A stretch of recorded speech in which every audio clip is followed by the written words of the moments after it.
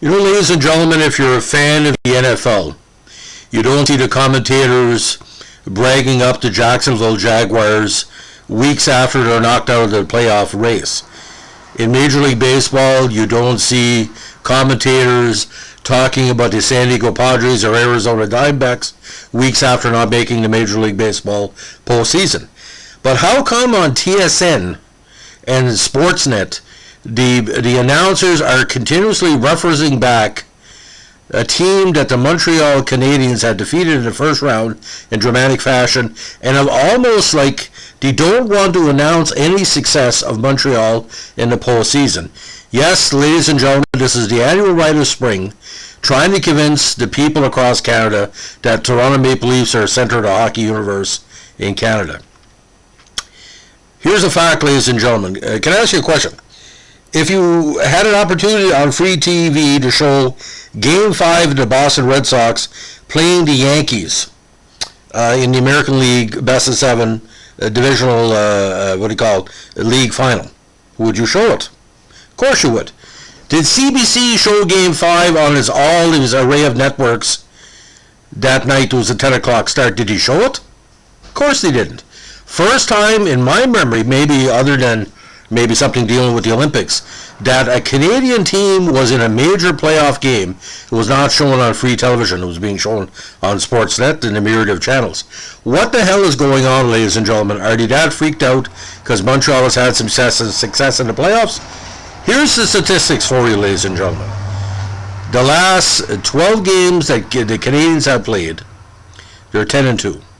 They lost, yes, Game 4 in overtime, but just a bad mistake in the zone. It happens. You play overtime, anything can happen. But the way the announcers were saying, well, they have to win this game because we all know they're not going to win Game 5 and the bubble's going to burst. What happened in Game 5? They played their catch and release game like they played in 86 and 87 and 89, 93, and a merge of old players with new. And they're doing quite well. Now, Game 6 of tonight, I predicted that Montreal will win the series in 6 games. But does that take away the stench of Ron McLean and his myriad? It doesn't matter if they're male or female. I'm glad some female announcers, but they don't know what they're talking about. Instead of saying, oh, this reminds me of the trap generation of the 90s. Oh, what Suzuki and Kotkaniemi and Caulfield, such young players, and Stahl and Perry are giving veteran presence, and Carey Price is the best goalie in the world. They're not even saying that. They're trying to change the subject as more as possible. So what happens tonight if Montreal wins Game 6? How much? It's almost like they didn't want to stay for the post game and trying to change the subject. They gave more hyper coverage to Tampa Bay versus the Islanders after Game 6. I watch it. I've been watching this, by the way. So here's the deal. Anybody listen to this, why don't you contact the CRTC, ask them why they didn't show Game 6 across Canada. We're paying for that network, ladies and gentlemen, by taxes. Ask why Ron McLean needs to go. Gone. Bring somebody else who can do a job. Bob Cole, somebody else to do in-house. Bring Dave Hodge back. Ron McLean, you got rid of Don Cherry. I figured Ron McLean be out the window. Ron McLean is pro-Toronto.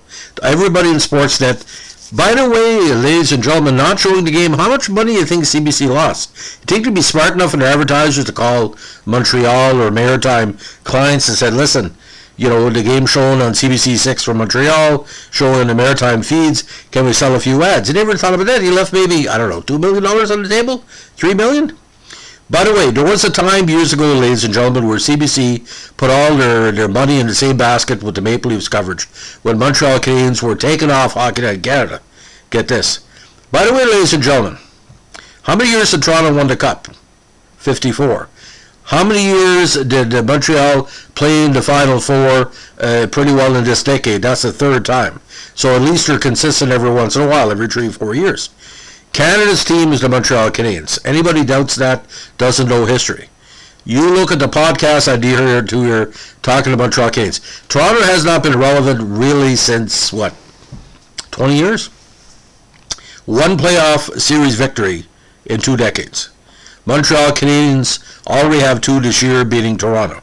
Again, it's a broken record. By the way, if you have trouble with this podcast, I'm sorry, why don't you contact CBC and ask them why do you think Toronto's still in the playoffs? maybe they won't answer. So, ladies and gentlemen, if you like what you're doing, give us a like, comment, or subscribe. And the name of this podcast is going to be same as it ever was. Toronto is prioritized even if they're not in the playoffs. By the way, they still have Leafs lunch. They've been out in the playoffs for about a month. They still have Leafs lunch there. Anyway, what a mess up. By the way, Dallas Cowboys, Kansas City Chiefs, Tampa Bay Buccaneers, New England Patriots, they're always seen first, right? Not Toronto. Or whoever will be Toronto in the NFL, Cleveland Browns. Anyway, just bizarre to bizarre. Have a good evening. Bye.